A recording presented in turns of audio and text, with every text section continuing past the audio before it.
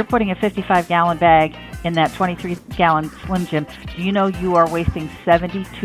72%. It's a huge number, and that translates to a huge number in savings. Welcome to Let's Set Your Table, the food service and hospitality podcast that brings you the experts, trending news, and product reviews from across the industry. So grab a chair with your hosts and join us as we set your table. Well, welcome back all to yet another episode of Let's Set Your Table. I'm your host, John D., and today I have with me Nick D., who usually co-hosts with me, and I've got Peggy O'Connor from Berry Global. She's one of our account managers, one of our very important distributor groups that we work with, and Peggy's been in this business for decades, talking trash for many, many years, and that's what we're going to talk to you guys today about, something we're very passionate about at the Hody Group as well as in our industry, because it's all about plastic, and the more plastic we can help you save, the more money that you save in your pocket. So welcome, Peggy and Nick. I want to jump right into this, but before we get into this, let's give a shout out to our sponsor. This episode of Let's Set Your Table is brought to you by the Hody Group Chicago Showroom. The Hody Group offers professional broker services in the food service and hospitality industry with over 40 years experience. The Hody Group's product showroom boasts over 4,000 square feet of some of the best product lines in the industry. So if you're interested in scheduling a free in-person or virtual appointment with a product specialist, please visit HodyGroupShowroom.com. That's HODE groupshowroom.com. So, Nick and Peggy, we have so many conversations with owner-operators, GMs, F&B directors, executive chefs, and you'd be surprised the amount of objections that they come up with that we have to really talk through about using less plastic. So, Peggy, you've been doing this for decades. This is something Nick and I love to do, and we do it every day. It's actually one of the funnest parts of my job sometimes.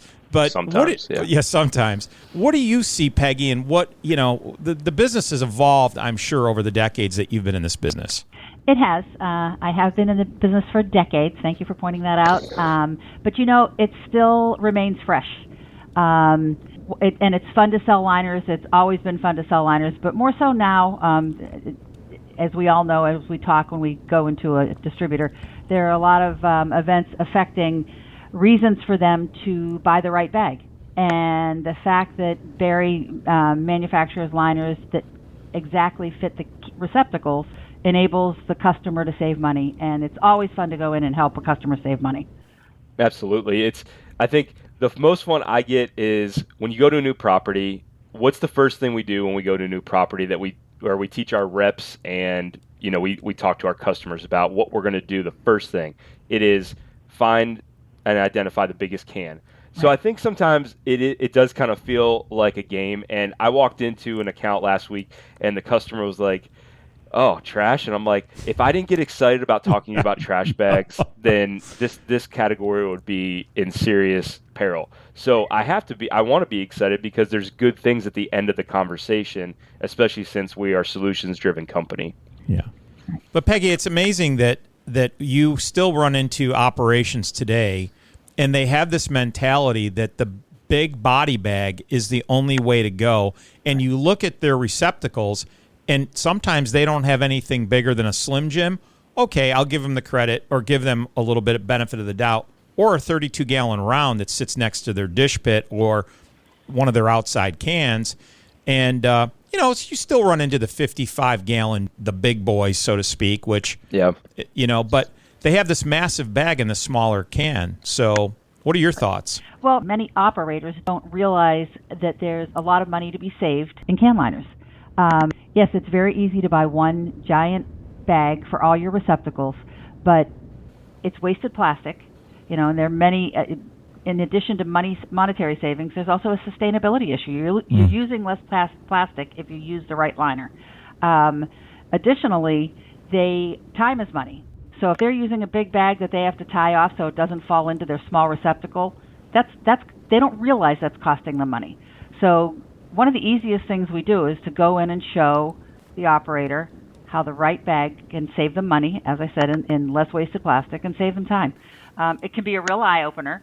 And so what do you do with that extra money? Go buy a new piece of equipment. Go buy, upgrade your packaging. There's all kinds of things to do. Nobody wants to waste money, especially in today's environment. No, with the onset of tariffs and increased costs and inflationary pressure on food costs, I am getting a little bit more interest in this. And again, I think the reason that when we're able to go in and make this presentation and do a demo, the eyes are open. The operators, they sit there and they scratch their head like, wow, I've never thought about this. Well, you don't, because the brain is designed to see when you think of trash, it's nasty, right? It's trash. Yeah, right. We don't sit and think about at night when you go home, wow, what can I do with my trash receptacles? You don't.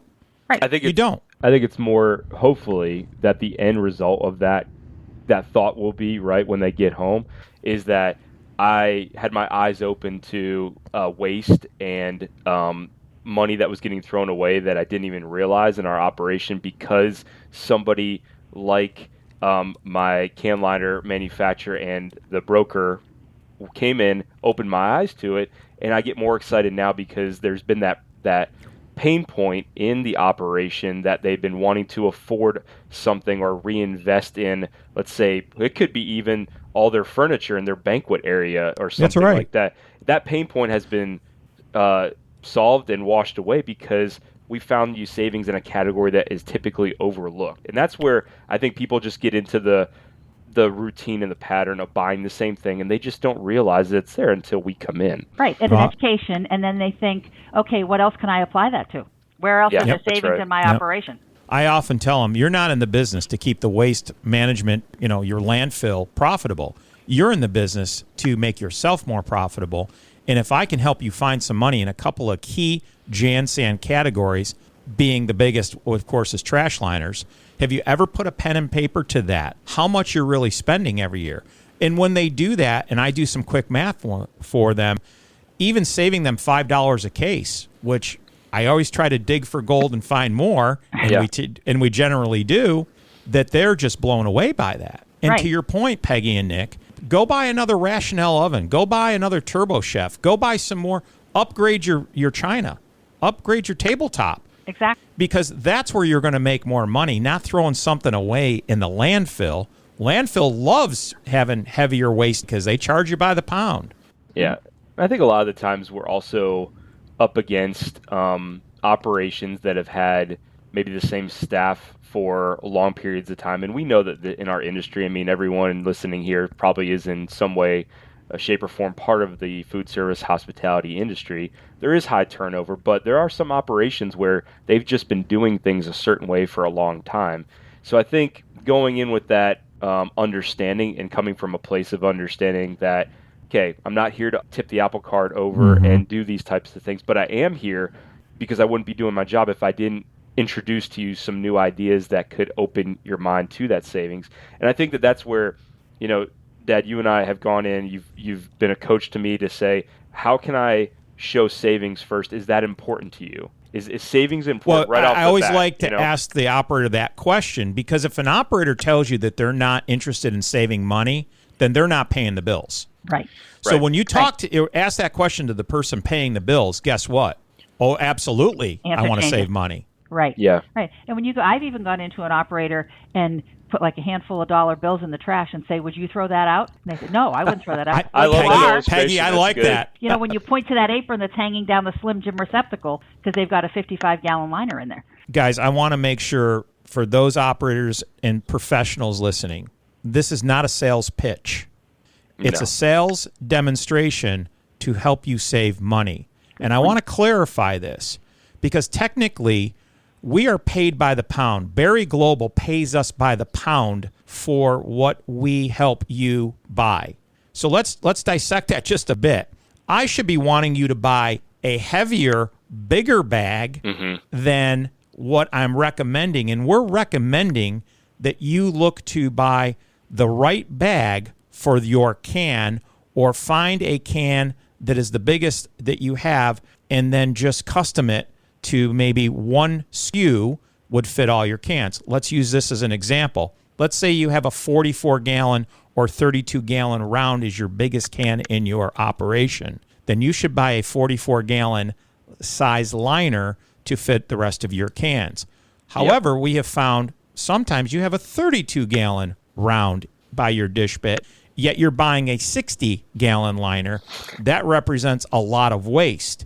You know, we live by the fact of if we do right by you, we're doing the right thing. We're doing this because we want to help you. It's not about helping you spend more money so we can make more money. It's about helping you, as we've said. And I think that's why I love going in there and digging for gold, as I say, because if we can get them more savings, it leads to great things for them. Right. And we're interested, I think we're in the business of long-term relationships, not just getting a base hit. We want to come in and come alongside of you, learn more about maybe the other pain points in your operation outside of, you know, just that category that we just talked about with can liners, and look and see how we can be of help with our products that we rep, because we rep great products and they've been sourced and vetted. And I think that's the bigger thing, is that we can help you and we want to. And there's a genuine interest and a vested interest in doing that. Right. My other point to that whole thing was going to be, you know, when we talk about 55-gallon and 45-gallon bags, if they have a 55-gallon receptacle in their operation, you know, you've got a danger of overloading, having heavy trash, and having the employee pull that out of the receptacle. We oftentimes will go in and encourage them to replace those with 2 Slim Jims. So you've got a 23-gallon bag being pulled out of the receptacle instead of, you know, a big 55-gallon bag. And the employees appreciate it. We definitely have those conversations, right? That it's I'm sure you've had your own calls, but what do we call that? It's the can reduction idea. It's the weight thing is a real thing, you know. It is. I have that conversation all the time. Well, hey, labor is a premium today. I mean, to get somebody to come to work that comes to work every day, it's a bonus. So why would you risk somebody getting hurt, throwing their back out, or hurting themselves, or rotator cuff, if you will, lifting? Most trash that are by the cook lines, that's heavyweight trash or heavy wet trash, as well as the dish pit. Right. So if you're going to have somebody haul a bag up or lift a bag straight up that's 50 pounds because you're overloading this massive can, here's the other thing. I've yet to see in the operation a 44 or 55-gallon can that has more than half full of heavy weight. Right. They're never going to let it get that full because they can't lift it. Right. I don't think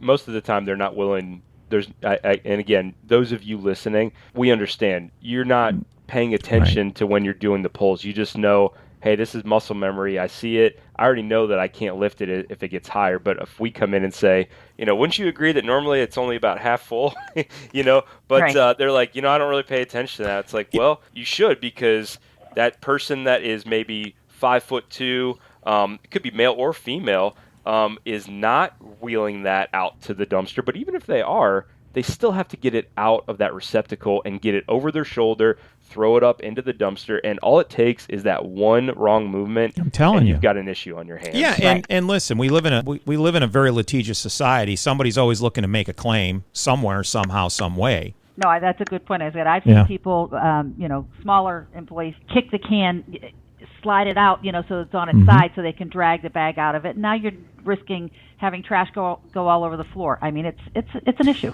So Nick and I work, Peggy and you assist us in a lot of our requests for better pricing, creative pricing, and we do contract pricing. So you've been great, Peggy, by the way, in all of our requests, and your response time is fantastic for our distributor groups that we work with. But here's what, Peggy, you and I have talked about this, and Nick, I'll tell you what's been happening lately. I am seeing such a hodgepodge of trash liner sizes and specs out there of what people are buying. It's like it's like a potpourri. There's like no consistency. And I think it's imperative that we tell the operator, if you really want to save money across your footprint in plastic with trash liners, just reduce the number of SKUs you use or standardize your trash cans across your footprint. Yeah. That is one of the biggest tips that we can give you today. Standardization and SKU rationalization really helps. I mean, I've worked with a C-store years ago. We're still enjoying their business today.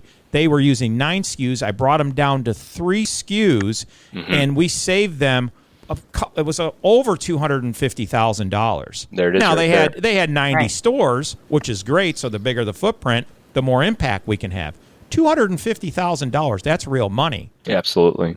Right. And it's important for them to know what they're buying. I mean, can liners are a commodity, and we see cheater bags every single day. Absolutely. And Yep. if they think they're saving money because their bag costs 6 cents a bag instead of 18 cents a bag, and then find out that they're double and triple bagging because the bag is not functioning because it's thin or smaller, whatever the reason, it's important we educate them on that and let them know the right bag to buy. And I think for the operators and the pros listening, if you're paying on a 100 case pack, maybe let's call it a 1.2, 1.3 gauged bag, mill bag. If you're paying more than 30 cents a bag, a liner, you're paying too much.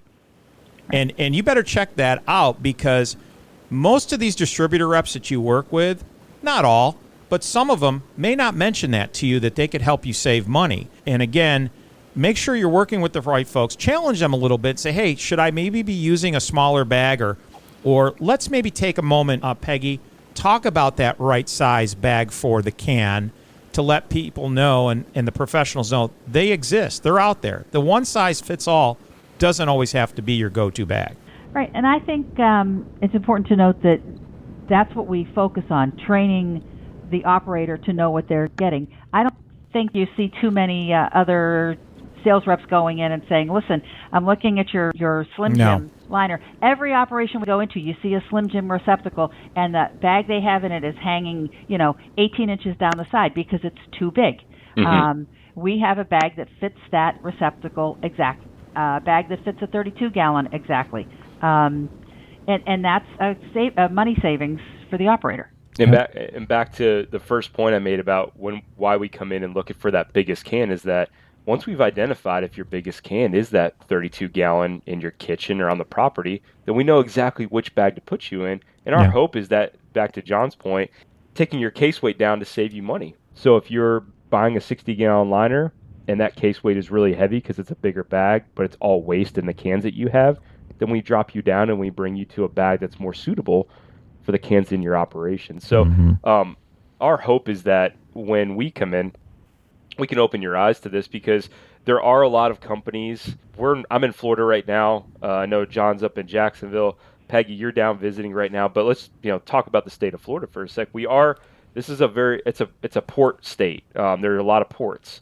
There are a lot of imports, and there are a lot of repurposed and cheater and equivalent bags that are not true resin out there. And one thing that I can definitely say on behalf of Barry and who we work with is that we're talking about a USA-made product here, and everything is vetted to the T from case weights, and what you get and what we sell is exactly what you get. And I think a lot of the times we are, again, it's not your fault. Janitorial companies, these small companies, they're not really looking at those things. We are a bigger sales group, and we do look at those things because we want to sell you exactly what you're supposed to be getting. Here's another tip that we like to share with our operators. If it was me, if this was my operation, I would have 100% Slim Jims throughout my whole property. Yeah. And if I'm going to put Slim Jims at my dish pit, I'll buy 2 dollies, two of the dollies for wheeling it to and from the dumpster. I would have them 2 side by side. And that's 46 gallons of refuse versus a 44-gallon round.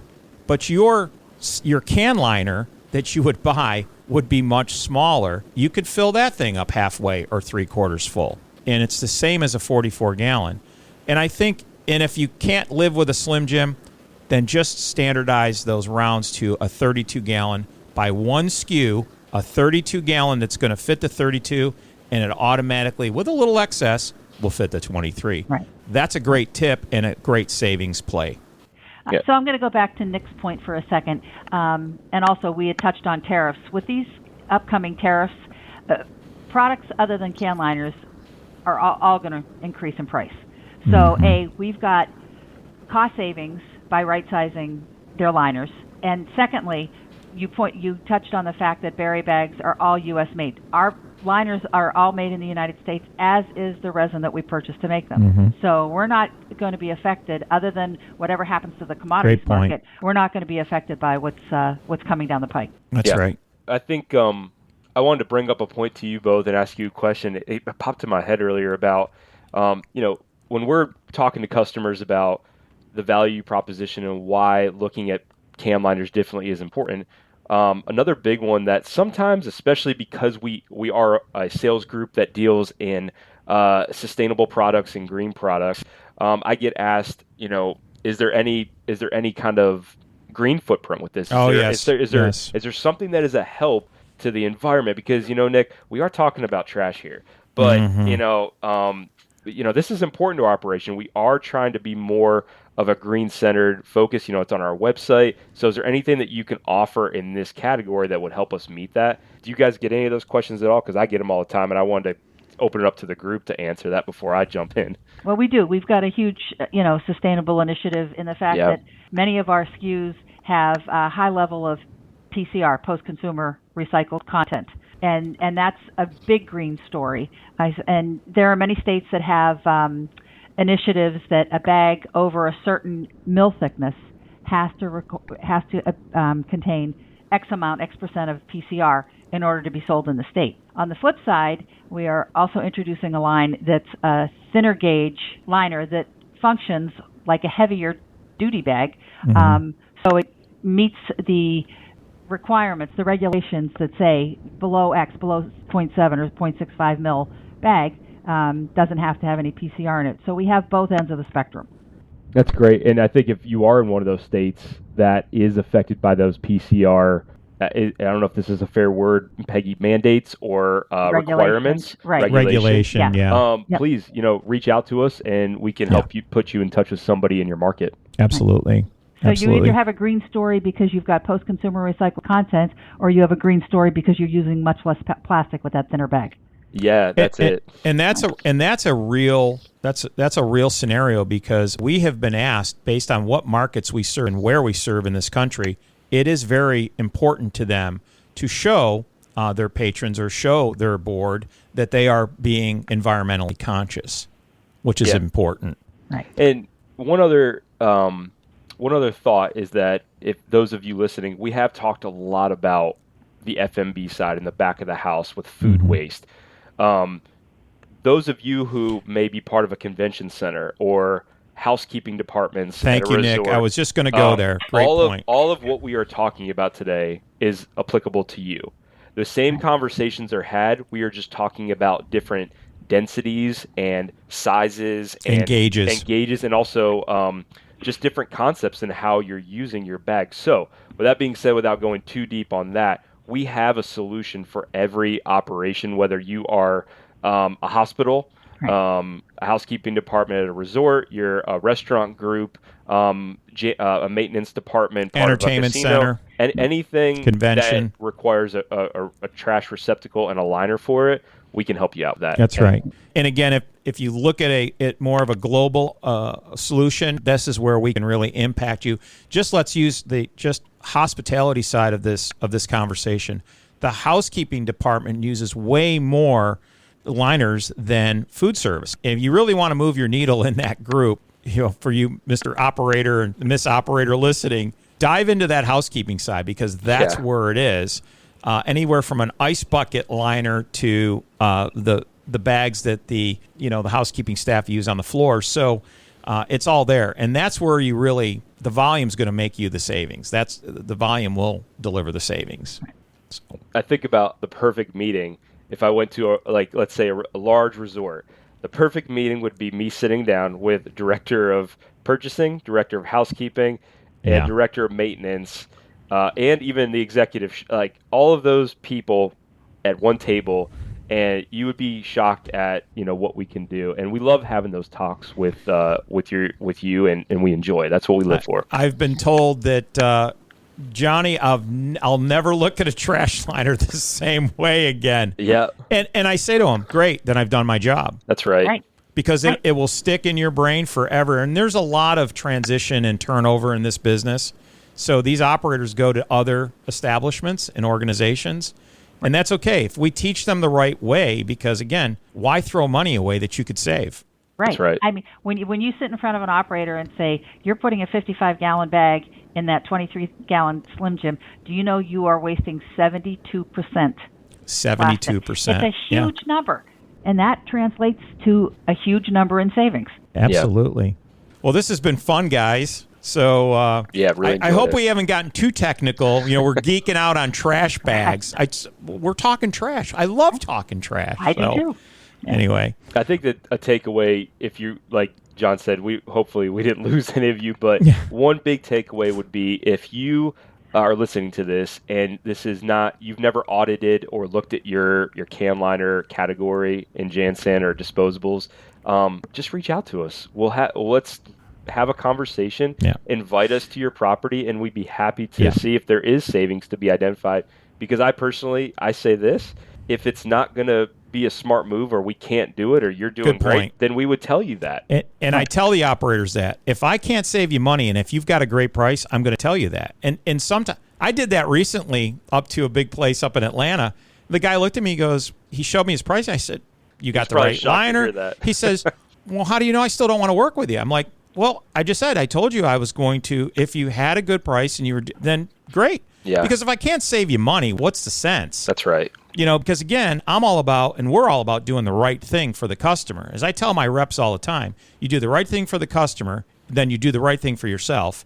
And now we've got a long relationship, hopefully. Yeah. Right. So, well, I think we'll leave it right there, unless someone else has anything better for the group. We good? No, this is great. We're good. Been a great time today. All right. Well, thank you guys for your time, Nick, Peggy. If you'd like to reach any of us here at the Hody Group or Barry Global, or would like us to do some consulting with you, please check out our show notes for our contact information here in this podcast. And also, please like, follow, and share the Let's Set Your Table podcast. And if you're so moved, we'd be grateful that you would leave us a positive review on Apple, Spotify, Amazon, and YouTube Music.